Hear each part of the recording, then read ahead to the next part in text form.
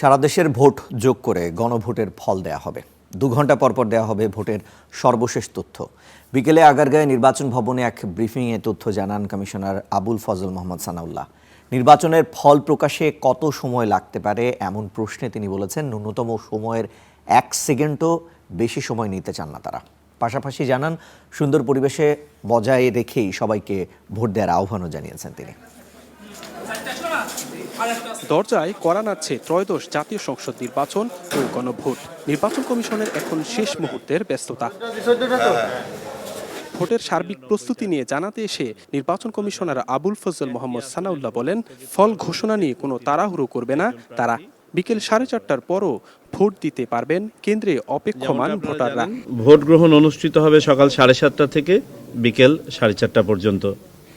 তবে বিকেল 4:30টার পরেও যদি কেন্দ্রের চৌহদ্দির মধ্যে অপেক্ষমান ভোটার থাকে তাহলে আইন অনুযায়ী তাদেরও ভোট সম্পন্ন করা হবে। কোনো কেন্দ্রে সহিংসতা হলে সার্বিক পরিস্থিতি বিবেচনায় সিদ্ধান্ত নেয়ার কথাও জানান এই কমিশনার।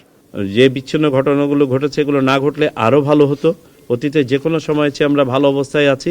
সবার প্রতি আহ্বান, রাজনৈতিক দল, প্রার্থী, ভোটার, সমর্থক সবার প্রতি আহ্বান যে আমরা যেন এই সুন্দর পরিবেশ বজায় রেখে এবং যেসব জায়গাতে কিছুটা হলেও এখনো পর্যন্ত টেনশন বিরাজমান সেগুলো যেন আর কন্টিনিউ না করে সুন্দর সৌহার্দ্যপূর্ণ পরিবেশে, উৎসবমুখর পরিবেশে আমাদের অতি প্রতীক্ষিত এই নির্বাচন অনুষ্ঠান সম্পন্ন করি।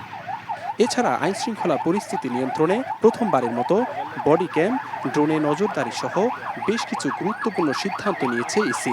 কেন্দ্রগুলোতে নজরদারি নিশ্চিত করার জন্য 90 ভাগের বেশি কেন্দ্রে, প্রায় 100 ভাগের কাছাকাছি, কালকে নাগাদ আমরা এক্সাক্ট ফিগারটা বলতে পারবো। আজকেও কিছু কিছু জায়গায় কাজ হচ্ছে, আপনার সিসিটিভি ক্যামেরা স্থাপন করা হয়েছে। শান্তিপূর্ণ পরিবেশ বজায় রেখে সবাইকে কেন্দ্রে এসে ভোট দেওয়ার আহ্বানও জানিয়েছে নির্বাচন কমিশন। আশা করছি ইনশাল্লাহ 2 ঘন্টা পর পর আমরা। Zisan Ahmed, star news, Dhaka.